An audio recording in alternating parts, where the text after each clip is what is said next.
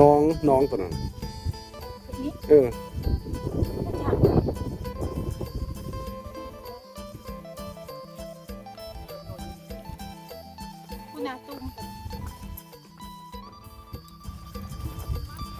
ลากกุ้งพี่น้องลากกุ้งลากปลาซิวมื้อนี้จะได้ร้ายได้หน่อยฝากติดตามมึงด้วยพี่น้องเด้อเบิ่งอะไรก็อย่าลืมกดไลค์กดแชร์กด Subscribe กดติดตามให้ได้พี่น้องเด้อเพื่อเป็นกำลังใจให้ทีมงาน BN บ้านนาเฮาเฮ็ดคลิปใหม่ๆเนี่ยใหม่ๆให้พี่น้องได้เบิ่งได้ชมเพื่อบ่พลาดการคลิปต่อไปบ่พลาดการติดต่อในคลิปต่อไปพี่น้องไปเบิ่งไปชมกันเลยมีงูคือว่าจังนั้น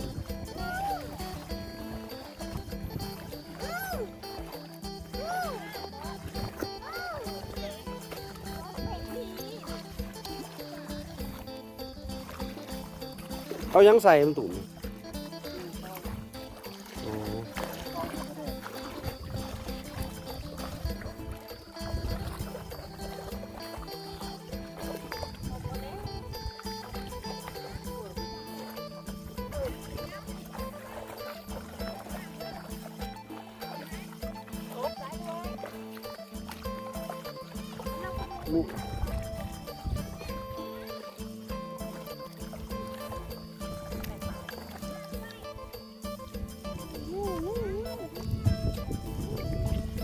ป้าก็ได้ลายแต่กุ้ง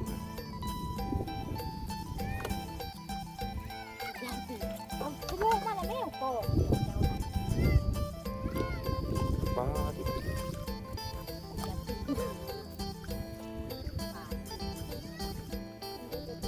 โอ้แล้วหยานปีกเนาะเราเจ้าคนบ่หยานบ่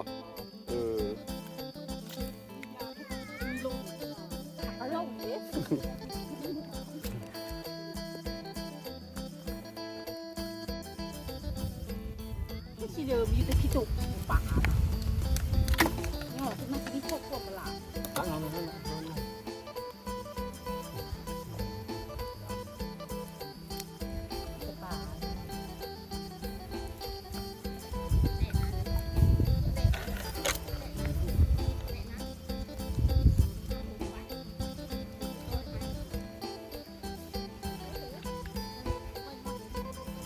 พี่หมากอยู่บ่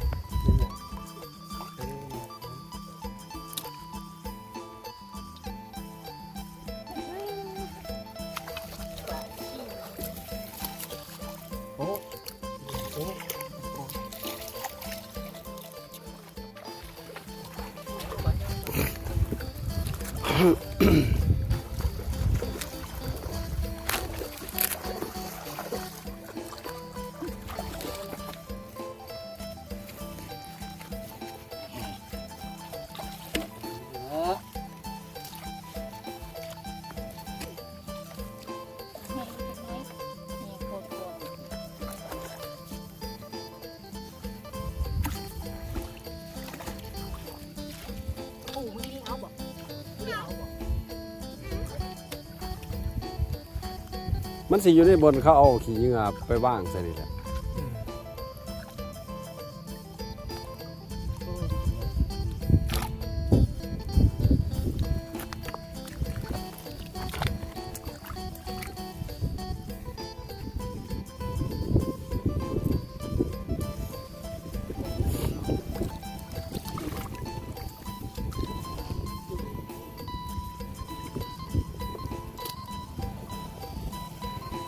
ซิว เ